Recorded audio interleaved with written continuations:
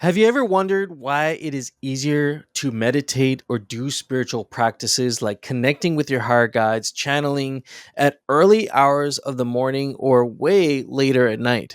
Perhaps you're waking up in the morning having incredibly inspired ideas, or you're getting ready to go to bed and you get crazy downloads of information where you gotta furiously write them out in your journal right before you go to bed. In this video, you will learn the exact best times for you to do your spiritual practices and connect with your higher guides, opening the clearest channels for you to do this. There are three things that we got to touch on, and let's get right into it. The first one is the frequency state of your brain.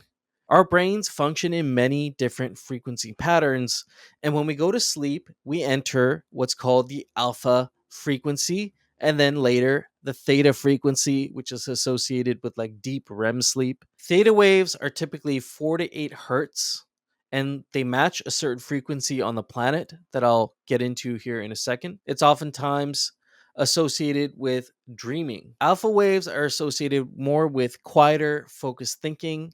Think about when you are writing an exam or studying for an exam or even working on an art project.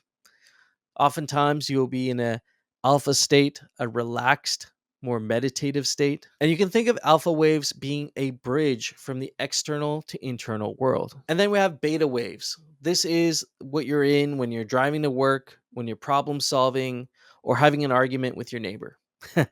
This is the primary brain frequency we're in throughout the day. Both alpha waves and beta waves can be achieved through deep relaxation and meditating. And when everybody is awake and working during the day, they are in beta state, which is also influencing our collective consciousness, which we'll talk about here later in the video. Now, our collective states of mind, our collective states of consciousness do have an influence on each other. Michael Persinger from the Laurentian University has been deep diving into this topic of the Schumann resonance. He has also done work on things like remote viewing, being able to view scenes of things happening from a distance. And so the Schumann resonance is like the geomagnetic vibration of the planet. You know, many things play into this, like storms and solar rays, but the general vibration of the planet is around 7 hertz.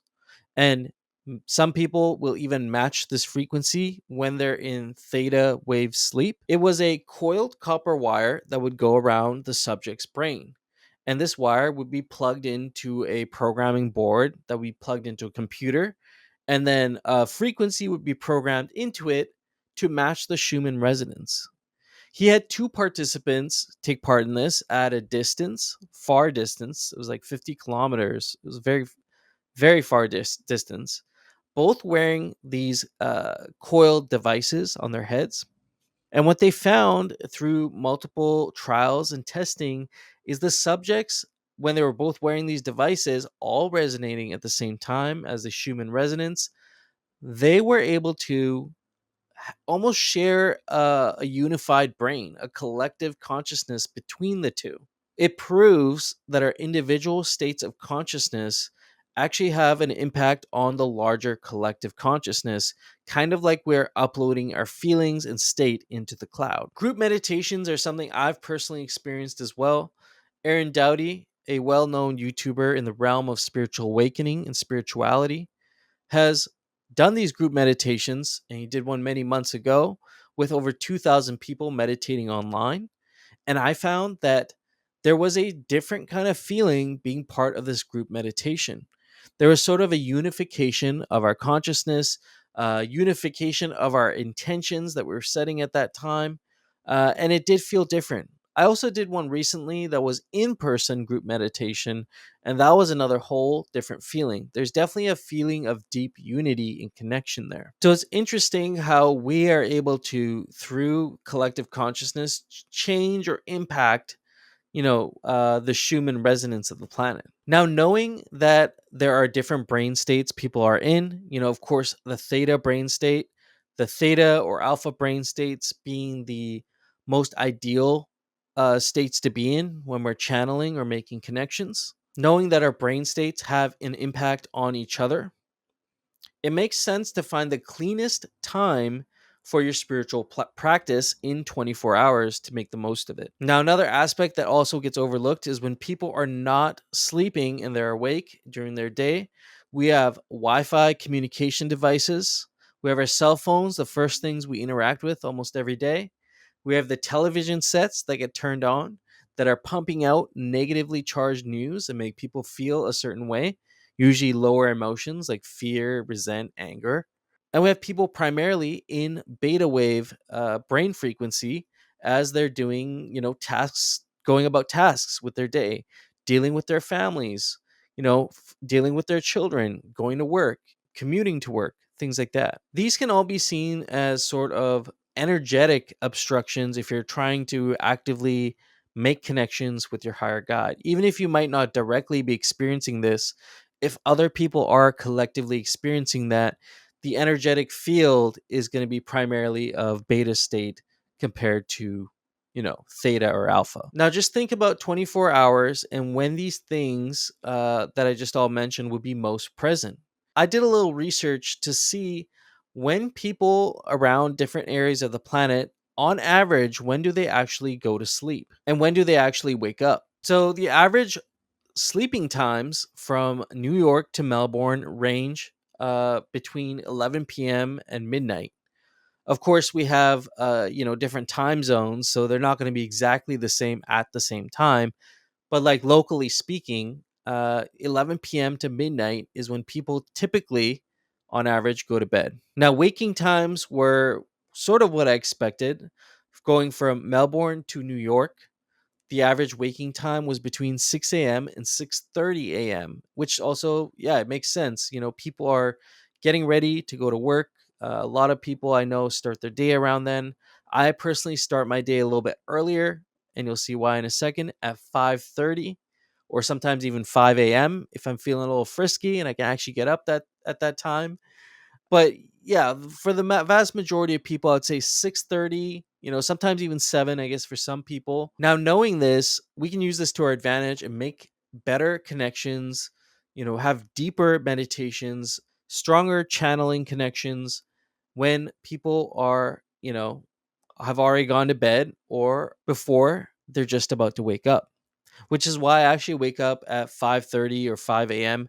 I do find that the people aren't fully awake at that time yet, and I do feel an energetic difference when I'm meditating at that early in the morning compared to like mid-afternoon, for example. And I mean, this is due to the fact that there is less negative energy in the collective consciousness.